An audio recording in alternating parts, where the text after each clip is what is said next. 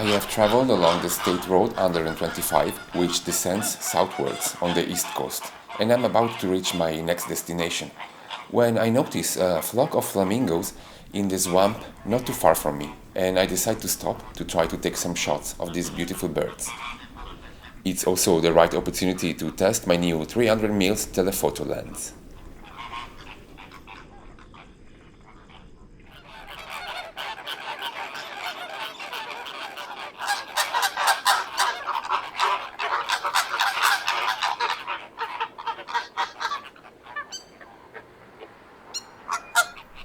The pink flamingo lives on the island for generations.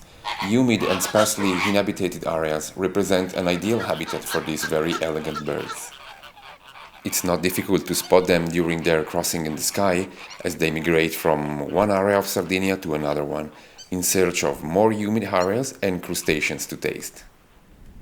May and June are the most exciting months of the year to observe them. In fact, in this period, these wonderful birds nest, turning ponds and marshy areas throughout the Sardinian territory pink. They usually move in rather large groups, which could suggest that they are generally sociable animals. In reality, they are very shy and fearful, and it doesn't take much to make them run away.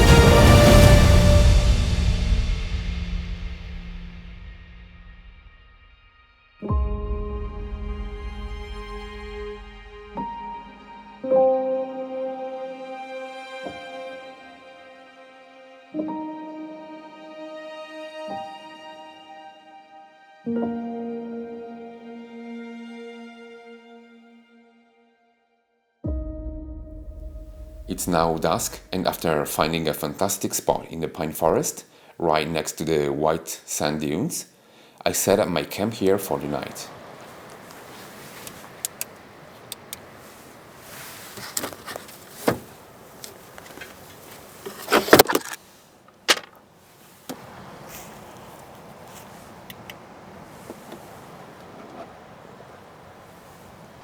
Once the tent is open and the Jeep is set up with my much-loved little lights, I start preparing dinner. For this evening, the menu includes meat with artichokes and cherry tomatoes.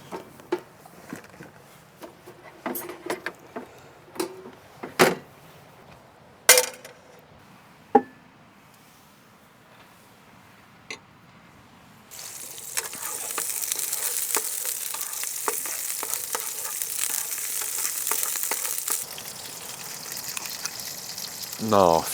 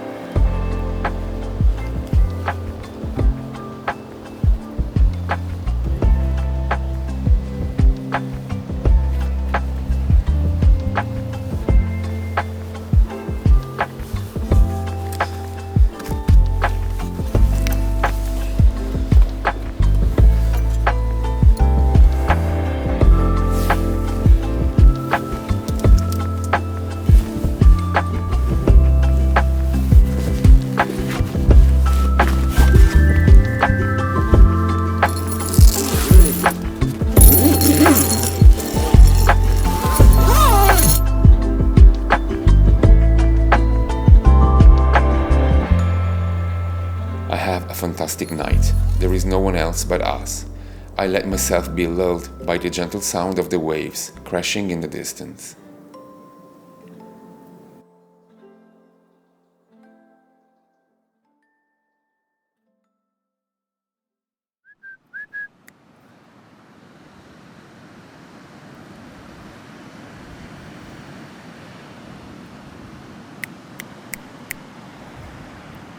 Upon waking up after a quick breakfast, despite the weather not being the best because the sky is quite overcast, we leave the Jeep hidden among the dunes and the pine forest, and we enjoy a pleasant walk on the shore of this golden beach.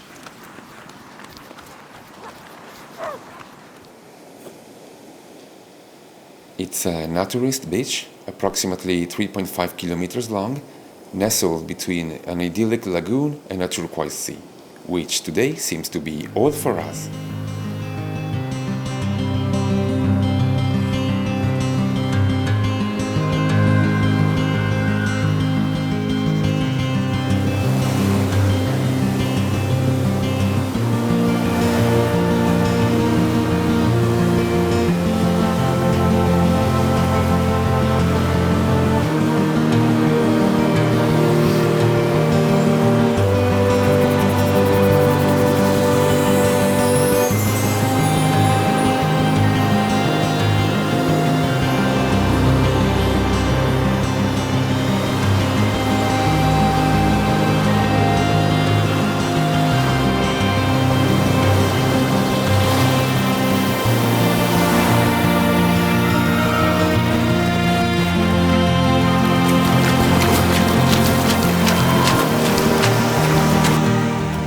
Returning from the walk, however, we are immediately ready to leave again. In fact, I have to follow my travel plan, which for today includes a few hours on the road.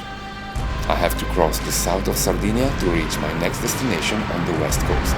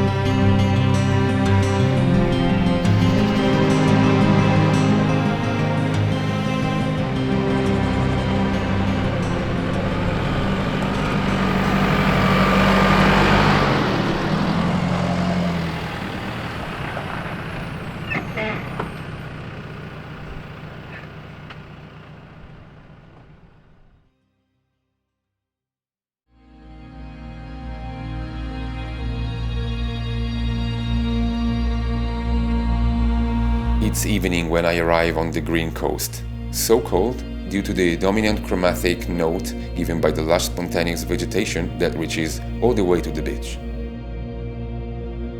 In this area we find some of the most beautiful and best preserved industrial archaeology complexes in Europe. We are in fact in an area that from the mid-19th century to the early 20th century saw important mining activity due to the mineral wealth of the area. Consider that in the 1930s, the productivity of Sardinia's mines constituted 10% of the world's lead and zinc production.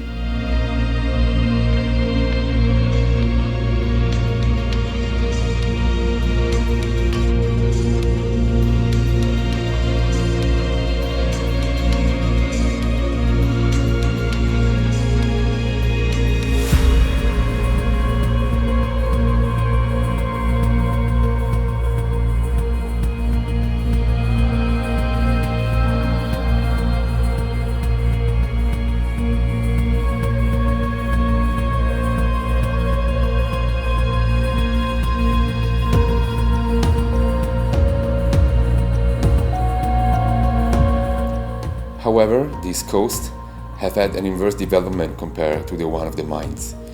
In fact, it's only with the cessation of mining that they realized they had jewels of extraordinary natural beauty in their hands.